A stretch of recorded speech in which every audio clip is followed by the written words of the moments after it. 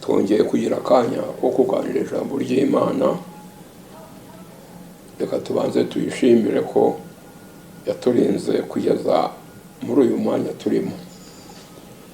Nyagasani, turagushimiye cyane, tugushimira ko watubereye umurinzi mu ndwara, mu mibereho n'ibyago n'amakuba by'iyi si. Tutagufite umwanzi yaturimbura akaduhitana. Kandi turagushimira ko muri uko kuturinda uduha n'akanya ko kwiga ijambo ryawe, kandi ukaduha uburyo bwiza bwo kurisangira n'abandi. Ubu tugiye kuriganira, Mwuka Wera atube bugufi, atubere ingoboka, atujijure, atuvugishe. Turabigushimiye tubyambarije mu izina rya Yesu, amen.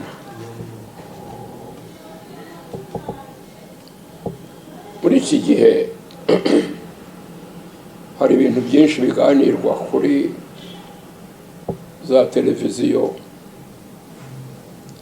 biganirwa n'abategetsi b'isi mu bihugu byose byo mu isi. Hari ibibazo byinshi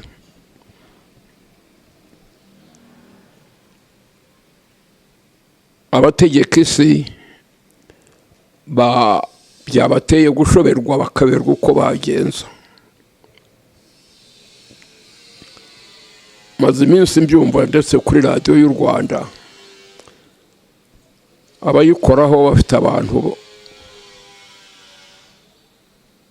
bazana babararitse kugira ngo bavuge ibitekerezo byabo, babafashe,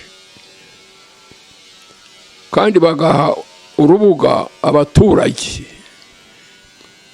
ngo nabo bagire icyo bavuga uko babitekerezaho, kugira ngo abategetsi bumvise icyo rubanda ruvuga, bumvise n'icyo abo bararitswe bavuga, babishingireho kumenya uburyo basubiza ibibazo biri mu butegetsi bwabo bose mu isi yose. Kimwe muri byo ni icyaha cy'ubusambanyi. Ni ugusambanya abana bato, ni ugutwika inda abangavu. Barahamagaza abakuru, barahamagaza abasaza, abakecuru, barahamagaza abanyamakuru, barahamagaza abantu babonye ibintu bagasubira ibindi, nkabatega amatwi. Babuze igisubizo, byabashobeye. Uko barushaho kubiganira no guhagurukira kubirwanya, niko birushaho kwikuba inshuro nyinshi.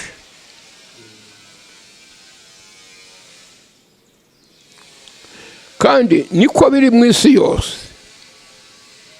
si mu Rwanda honyine. Nguko byari biri mu minsi ya Nowa, niko bizaba n'igihe Yesu Kristo azaba agiye kuza kurimbura iyi si, karimbuka, akimika ubwami bwe buzahora bw'iteka ryose. Uko byari biri mu minsi ya Nowa, uko abantu bari bifashe, isi igiye kurimburwa n'amazi n'umwuzure, bizira ingaruka y'ibibi bakora. Ngo niko bizaba nanone ingaruka y'ibibi abantu bakora mu minsi iganisha ku iherezo ry'iyi si. Iyi si ngo niko bizamera. Bivuze ko iki kibazo cy'inda ziterwa abana bakiri bato b'abakobwa ari ikimenyetso cy'uko imperuka igiye kugera. Ni ukuvuga ngo imperuka, none se mbaza jyewe ugeze mu zabukuru ufite imyaka ijana ryose, uzi ibibazo mfite mu byerekeye imibereho yanjye, uzi ibirwara mfite, wowe se w'umusore ibyo bibazo urabifite. Ndagendera ku kabando nawe urasimbuka, urarya isahani, nsigaye ndya 1/4 cy'isahani, amenyo yashizemo, amatwi sinyumva kuko ndashaje, isi irashaje. Hari ibimenyetso bigaragaza ko ukuze, none ibi ni ibimenyetso bigaragaza ko isi ikuze.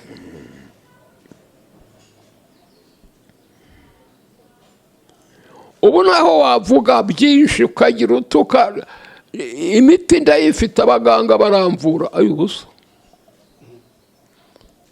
Umuganga umwe yarambwiye ati ndakuvura indwara ariko sinakuvura ubusaza. Ntiyari mukuri? Niko rero n'ab'isi nabo bagerageza kuvura isi, kurwanya isi ibiyikorerwamo nta muti, ni igihe cyabyo. Pastor buriya ubundi biraniki ko umuntu w'umugabo akafata umwana w'imyaka erega aho niho mutibariza. Wese ni umugabo si umwana, azi ko agiye guhemuka. Ari akagabo kafashe agakobwa k'umuturanyi kamutera inda, none ubu karatorotse kataye urugo rwako, karabuyera, karahunze. Ntako yabyirinda, ni igihe kigeze. Igihe iyo kigeze umwana aravuka cyangwa agapfa. Igihe iyo kigeze nyina aramubyara cyangwa iyo ndikamuhitana. Ariko hagomba kugira ikiba iyo igihe kigeze. Igihe kigeze agahungu kawe urakashingira, utagashingira intambara ikarota. Kuko igihe kigeze ngo karongore, nutagashingira karakwica. Ubu rero ni igihe kigeze, nabo kamere yabo mbi uko bavutse bimaze kuba bikuru,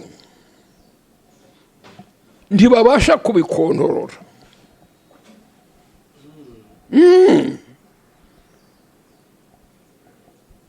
Inzego z'ubutegetsi zirakora iki ngo zibe ko zarengera aba bana? Sibyo nkubwira se, bari mu magambo gusa, mu magambo bakavuga.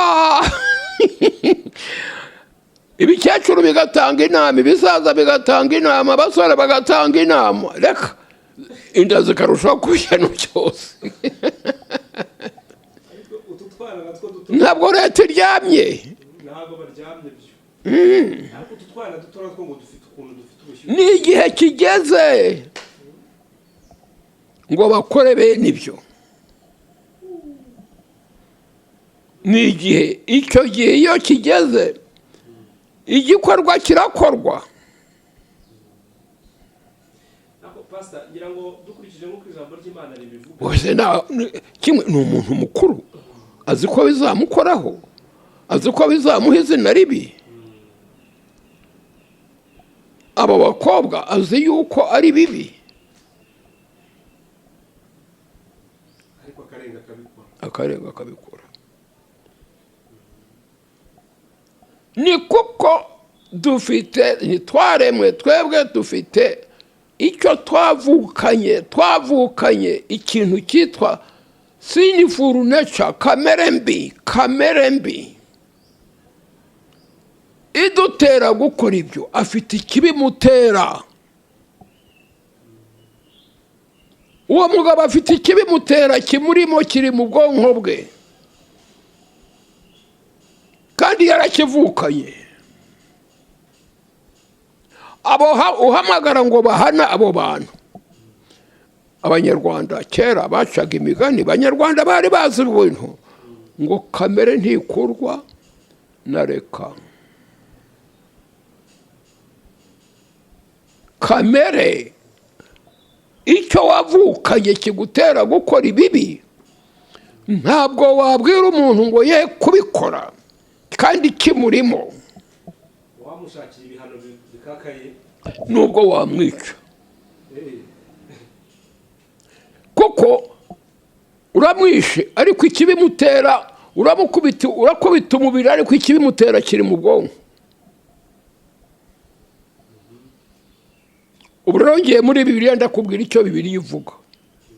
uburyo cya kibimutera twagikura mu bwonko. N'umukubita ikiboko nawe bimurimo, aramukubita ikiboko navaho nawe agiye gutera abakobwa inda. Kandi amaze gukubita ikiboko abateye inda. Umutegetsi arategeka ati mubice, iryo joro atera abakobwa 10 inda. Kandi yahoza hano abatera abica.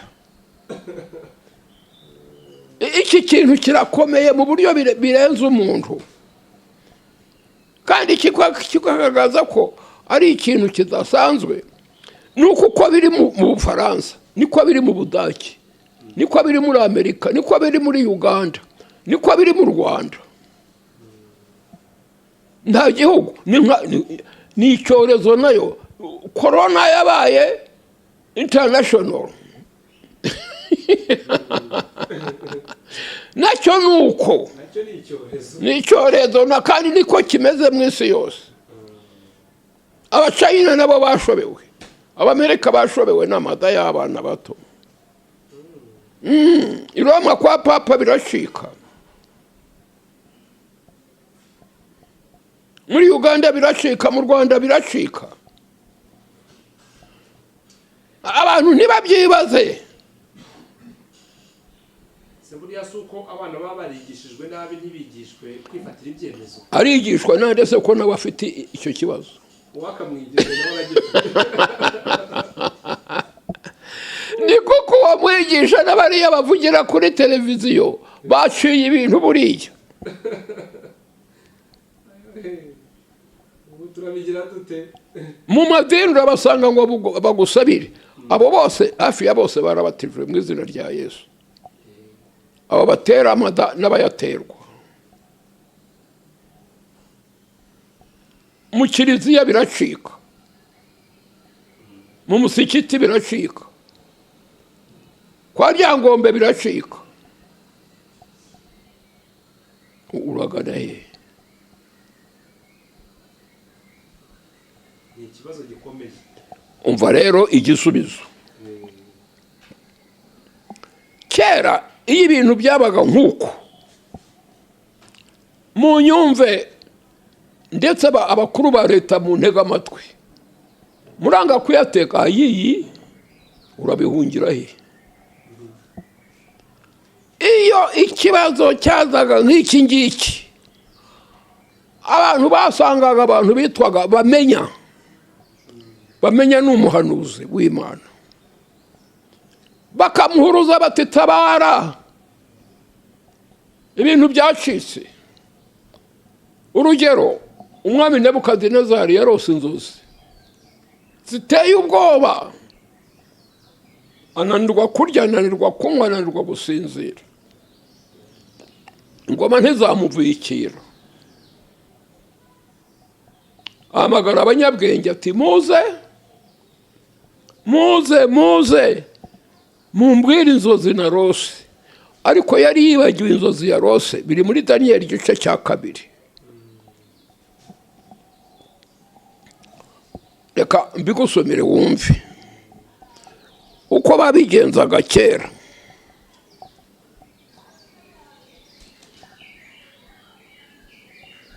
Yarazirose arazibagirwa. Umve icyo ubu ndavuga Bibiliya. Umva icyo Bibiliya ivuga.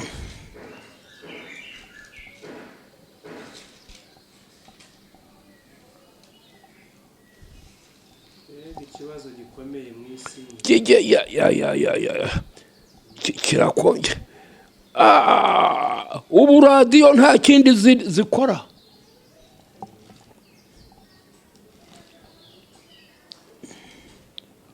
Ndabumva rero nti baje nk'abayoboraho igisubizo kiri. Reka tubabwire uno munsi hari wenda baratwumva.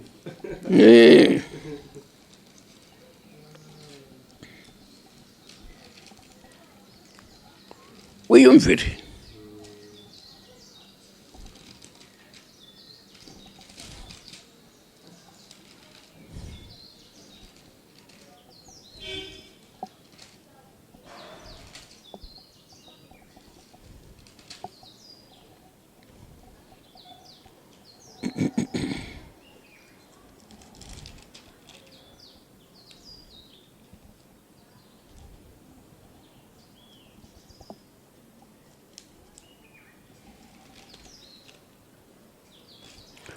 Mwumve muri Daniel igice cya 2. Mwumve amagambo saa yanjye n'aya Bibiliya. Daniel igice cya 2. Mu mwaka wa 2 umwami Nebukadinezari akiri ku ngoma yarose inzozi. Ubu abategetsi b'isi bari bakwiriye kujya mu gitabo cya Daniel bakumva icyo Bibiliya ivuga. Uyu ni umwami, kandi uyu mwami yategekaga isi, ntiyategekaga igihugu kimwe. Nicyo gituma abategeka isi bakwiriye kumva ibi. Akiri ku ngoma yarose inzozi, nuko ahagarika umutima, ntiyarushya goheka. Umwami ahera ko ategeka ko bahamagara abakonikoni n'abapfumu n'abashitsi n'abakarudaya ngo baze babwire umwami ibyo yarose. Nuko baza bitabye umwami.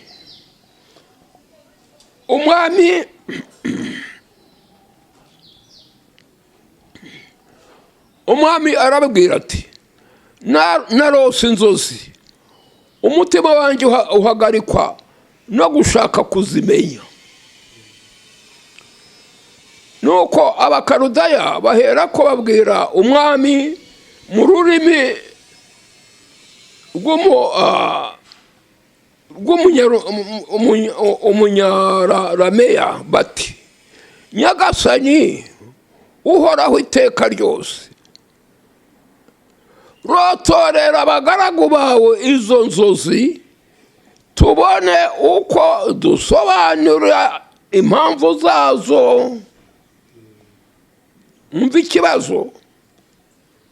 Bati, turotorera ibyo warose, tukubwira icyo bivuze.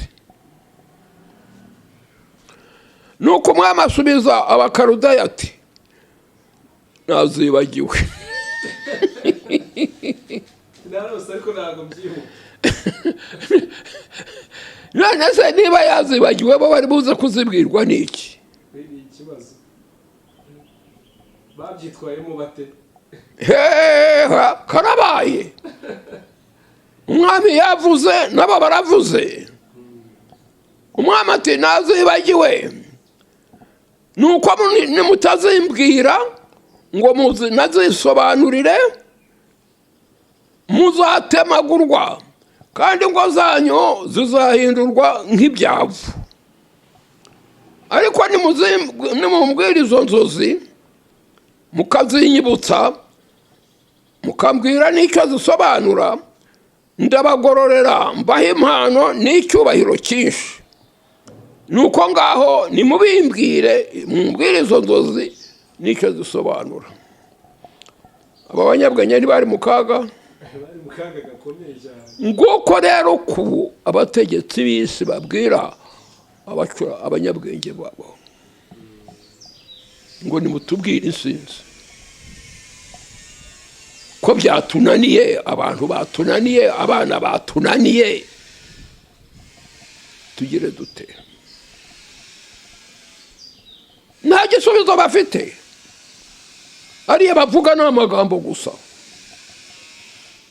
Munyumve,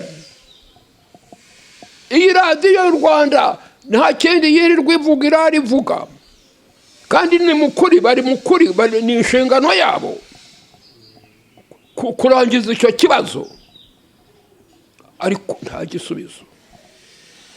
Umwami yazibagiwe, nabo ntibazizi, nta gisubizo.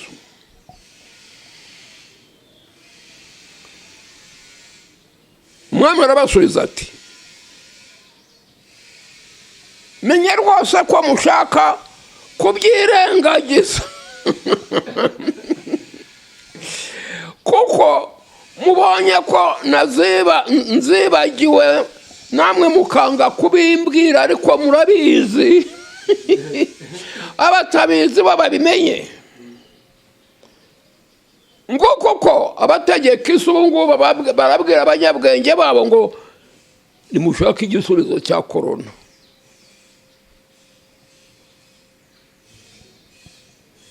Kandi ngo nimutabimenya murapfa. Ariko nimutabimenyesha izo nzozi mwese muzategekwa itegeko rimwe, kuko mwagiye umugambi wo kwirengagiza ibyo mbabajije,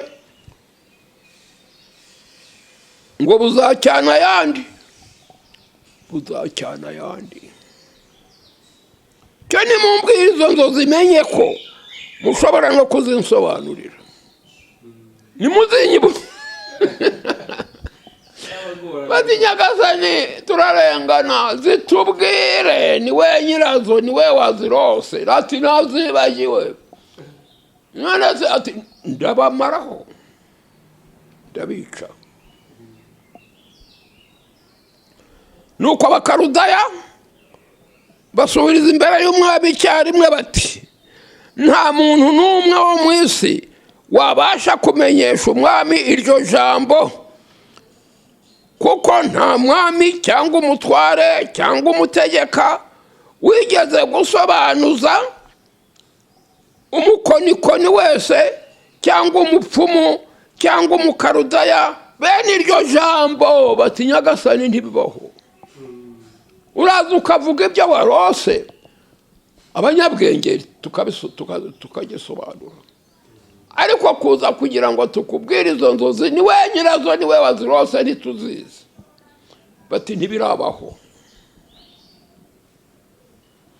Ndakubwiye isi n'ubu yashobewe nko mu gihe cyo kwa Nebukadinezari. Icyo umwami aduhatiraho kiraruhanije, kandi nta wundi wabasha kucyerekana imbere y'umwami keretse imana zitabana n'abafite imibiri. Kereka ibigirwamana bidafite imibiri nk'iyacu. Bizeraga yuko hariho bene ibyo bigirwamana. Bati kereka bigutabaye bikadutabara. Nicyo cyatumye umwami abarakarira uburakari bukabije, aherako ategeka kurimbura abanyabwenge b'i Babuloni bose. Nuko ingoma ijya ku nama, ngo abanyabwenge bishwe, bajya gushaka Daniyeli kuko yari mu banyabwenge na bagenzi be ngo nabo bicwe.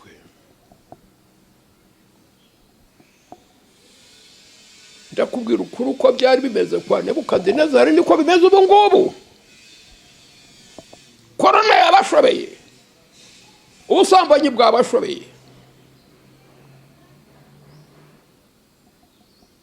Nimurebe Uganda n'u Rwanda birashyamiranye, barapfiki. Nimurebe Tanzania amakufuri yaratowe, abantu bakoma mu mashyi, impundu ziravuga. None do biracika muri Tanzania. Nimurebe muri Uganda Museveni muzi ukuntu yakunzwe ategeka, none nimurebe amaherezo.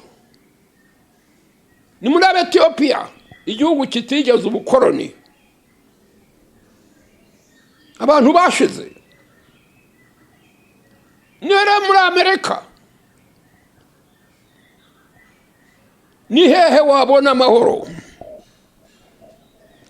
Nimurebe mu madini bararyana biracika.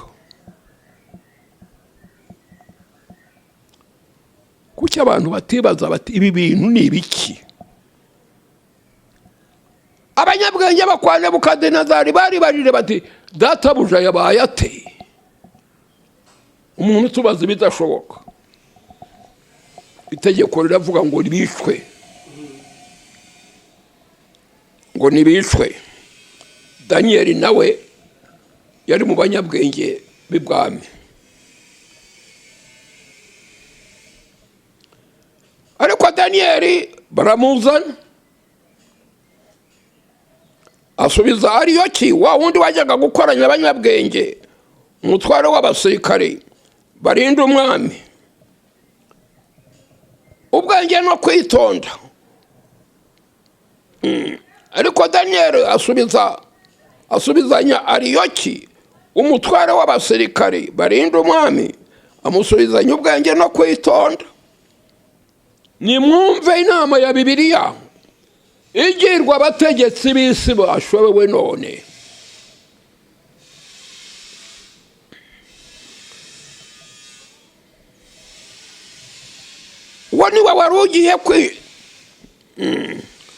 Uwo niwe wari ugiye kwisha abanyabwenge b'i Babuloni.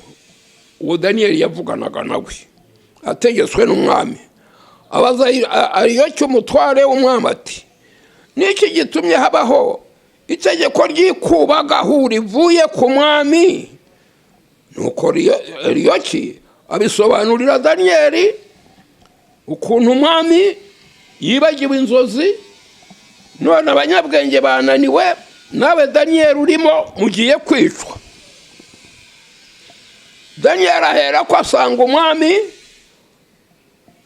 amusaba umunsi ngo azamumenyeshe ibyo yabazaga. Daniel asaba umwami, asaba Ariyoki ati mpigihe agiye kubaza Imana. Bategetse bise mwumve, igihe kirageze ngo mureke gusanga aba banyabwenge banyu, namwe ubwanyu ntimuzi ikibitera, ntimuzi igituma musubiranamo mukarwana mukicana, ntimuzi igituma korona yaje. Ubu ngubu inama zigirwa Amerika, zigirwa Ubudaki, zigirwa Ubwongereza, bashobewe bose, zigirwa Afurika, zigirwa ibihugu byose. Nimushake Daniel. Amahirwe ni kuko Daniel yari umuntu w'Imana, yarashyizwe mu banyabwenge, nawe arahamagawe kugira ngo yicwe. Abwira ugiye kubica ati, ngusabye umunsi umwe ngiye kubaza Imana yanjye.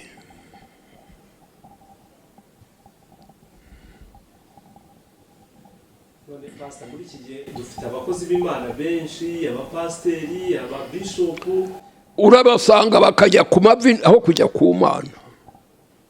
nagira ngo bagiye ku mavi bari gusenga, bari kubaza Imana, baba bisenga, bagiye ku mavi yabo sa y'Imana. Kuko abo ngabo uvuga ngo n'ab'Imana ntaho batandukaniye na Nebukadinezari, nabo ntacyo bazi. None se ko insengero zose zafunzwe, si bo babanje kuzifungira? Bagiye kubaza Imana se? Imana se turayibaza buryo ki? Ni ukubaza Bibiliya. Bibiliya ngo mu minsi y'imperuka Imana yavuganiye natwe mu kanwa k'Umwana wayo. Mu kanwa k'Umwana wayo aho tuvuganira nayo ni muri Bibiliya. Tujye muri Bibiliya tuyibaze, iri shyano ry'inda zaciye ibintu mu bana n'abasaza bazitera abana, Bibiliya irabivugaho iki? umenye ko mu minsi y'imperuka hazaba ibihe birushya ni igihe cyo gusama ayo mata. Nicyo Bibiliya idusubiza. Ni igihe cya korona. Nta nsinzi. Insinzi ni ukureka gukora ibyaha kuko iyi si igiye kurimbuka. Ikarimbukana n'abakora ibyaha. Abatsinze gukora ibyaha bemereye Yesu bakajyana nawe mu bwami bwe. Pastor, wongeze ikibazo, niba Bibiliya ivuga ko mu bihe bya nyuma bizaba bimeze nk'uko turi kubibona gutya. Yego. Kwirirwa abantu batekereza icyakorwa si ugutakaza igihe. Si ibicu aho gutekereza kureka gukora iki? Icyaha. Kuko icyaha nicyo kibyara ibyo. Ubu bene Adamu barimo kamere mbi y'icyaha Adamu yakoze. Niyitera ubwo bwana gukora ibyo, niyitera abo bantu bakuze kubafata ba. Niyitera igihugu gushyamirana n'ikindi. Niyitera abantu gusubira nabo bakarwana bakicana. Ni bibi bakora. Byegereje hezo ryabyo. Ni igihe ngo bibe bityo. Icyo bikwiriye kutwibutsa ni ukwibaza tuti ibi biraterwa n'iki? Ibyaha ibi bidukora. Ibi bigiye kurangira birangirane n'iyi si. Birangirane n'iyi si. Nicyo gisubizo cya Bibiliya. Ubwo abategetsi bamwe basoma Bibiliya cyangwa abana bamwe basoma Bibiliya? Abategetsi nibo bari kubanza kuko nibo barose baribagirwa. Nibo Nebukadinezari. Nibo bateye ibibazo. Abategetsi nibo bateye ibibazo. None bararenganya utwo twana. Ni bibi abo bategetsi bakora. Ni bibi abo babyeyi babo bana bakora. None ibibi barabishyira ku bana. Nkuko Nebukadinezari yashyiraga ibibi ku banyabwenge. Ikibazo niwe warose niwe ugomba kwibuka. Hari abantu barimo baganira ejo muri kumwe abantu babaganira kuri iki kibazo bavuga ngo uburyo dufite bwo kuganiriza abana ku buzima bw'imyororokere. Umuganiriza ni ndetse ko nawe ari nk'uwo mwana. Umuganiriza ni Nebukadinezari. Yibagiwe inzozi. None arakubwira ati nazibagiwe. Ntacyamuganiriza kuko nawe arakora bibi nk'uwo mwana. Umwe yabajije mu gihe babiganiraga ngo ese abo babyeyi bo ni shasha, ngo abo babyeyi bo ni amahoro, ntibarwana ntibicana. Mbwira ukuntu bafasha abana kandi ubwabo bicana.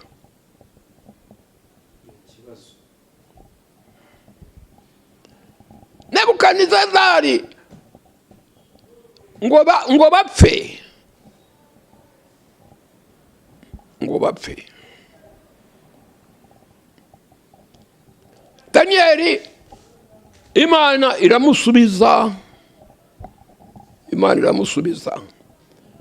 Abavuga ko ari abakozi b'Imana bari bakwiriye gushakira igisubizo cy'iki kibazo muri Bibiliya. Kandi kirahari. Iramusubiza. Imwibutsa inzozi za Nebukadinezari. Daniel Imana yaje kuzimubwira. Irazimubwira. Uwazirose yazibagiwe pe. Imana niyo gisubizo. Izi byose muri bya bintu birindwi biranga niwo muni science izi byose.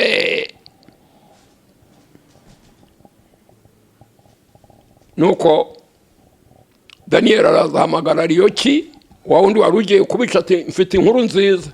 Ati bityo kagira Imana we. Ati Imana yanyibukije inzozi z'umwami Nebukadinezari. Nebukadinezari yikubita imbere ya Daniel. Wazibutsa sinazibutse. Ahera ko amujyana imbere y'umwami. Ati nyagasani dore inzozi warose. Umwami asanga nibyo.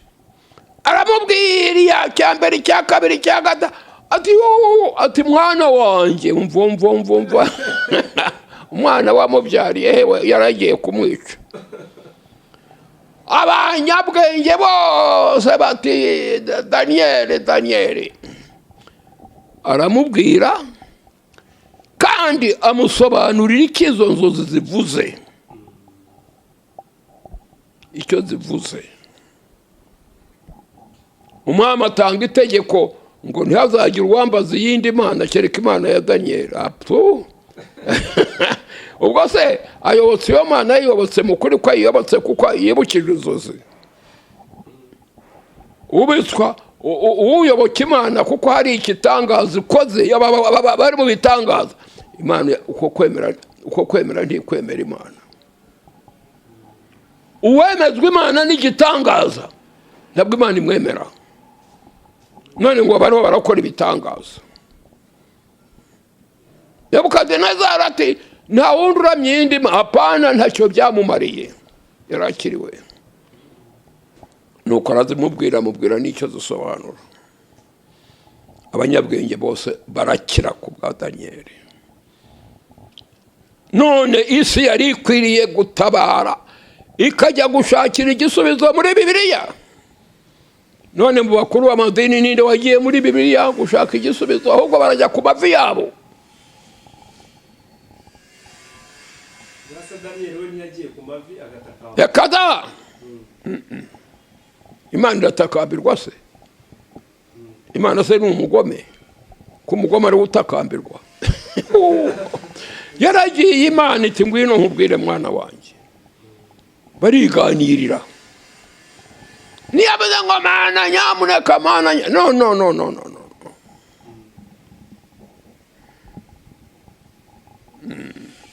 Oya. Ariko hari ikintu nibajije, dore twabyirutse twebwe bavuga ko isi igeze ku mperuka. Ko niko kera kuva kera bavuga njyewe namwe mu bihe byanyu mukiri bato bavuga ko isi igeze mu bihe bya nyuma. Mbese abo bihe bya nyuma ntituzabitegereza tukabibura pasi ko tubona abasaza ari mu bihe bya nyuma abandi basaza mu bihe bya nyuma. Uzi ukuntu nategereje ubusaza? Mba uruhinja, mva mu buhinja, mba agatambambuga, ubusaza butaragira bute? Mba umusore reka da, mba igikwerere reka da. None ubusaza burageze, n'ubwira bwacu tugira. Zirikana imyaka umara utaraba ubusaza, ariko amaherezo utakenyuka ukagira ubusaza. Ngiyo ni iminsi y'imperuka. Turi mu minsi y'imperuka, ni imbabazi z'Imana. Ni imbabazi z'Imana, ubundi twagombaga gupfa hakiri kare, ariko ikaduha igihe kirekire cyo kurama kugira ngo tuzagere mu busaza twaragize icyo tumenya. Hari umuhanga wavuze ngo kwigisha ibiganza n'ubwenge ukibagirwa umutima ngo nta burezi burimo. Aho buriya mu mutima ntihaba hari ikibazo mu myigire bigatuma twitwa bariya barabeshya si umutima n'ubwonko. Umutima utunga amaraso ukagaburira ubwonko nibwo butekereza. Bigisha umva ukuntu twigishijwe nabi. N'ubundi twigisha iby'umubiri titwigisha iby'ibitekerezo. Gutekereza. None rero abantu bari bakwiriye babuze ujya kubaza Imana, ujya muri Bibiliya ngo Imana iramusubiza impamvu ziriya nda ziriho, iramusubiza igituma igihugu gishyamiranye n'ikindi, iramusubiza igituma basubirana nabo bakaryana. Ni igihe cy'umwiryane. Ni ikihe gihugu kitarimo umwiryane wabona? Ntacyo. Ni irihe torero ritarimo umwiryane? ntaho waribona, kuko ni igihe cyabyo. None rero Daniel arakenewe. Daniel turamufite, dufite Bibiliya, tujye muri Bibiliya twumve ikivuga. Niyo Daniel. Imana iradusubiriza muri Daniyeli natwe tukajya ku mavi tuyibaza dufite Bibiliya imbere yacu dufite uko byagenze na Daniyeli. Abandi banyabwenge bagiye mu bigirwamana byabo, Daniyeli wasanga Imana. Abandi banyabwenge bararokoka kuko bari kumwe n'umuntu w'Imana. Kwikubitiro ninde twabwiraga agiye muri Bibiliya kuri ubu ngubu dushingiye kuri iki? Yigemo uramubwirira iki? Nta uyifite se? Yigemo. Wishaka kujya muri Bibiliya yigemo. Dukurikije uburemere bw'ikibazo harimo aba bafite inshingano zo kubikurikirana kurusha abandi. Ubu twavuga ngo ni bande by'ibanze bagomba kwihutira kujya muri Bibiliya kugira ngo bamenye uko ikibazo gikemuka. N'ab'Imana. None uw'Imana yabuze. Turagira dute none? Turashira. Daniyeli yabuze. Daniyeli rero niba abuze umwami arabica. Ese ubu tutwana ko nta bwenge tuba tuzi tuba tukiri duto, aho ntituzahanirwa ibyaha twakoze kandi ari ibihe bya nyuma nyine, ibihe bya nyuma birimo birabasohoreraho. Ntibafite se bababyaye? Barabafite. Kuki se abo bababyaye batabigisha? Nabo ntacyo bazi. Ni nkabo.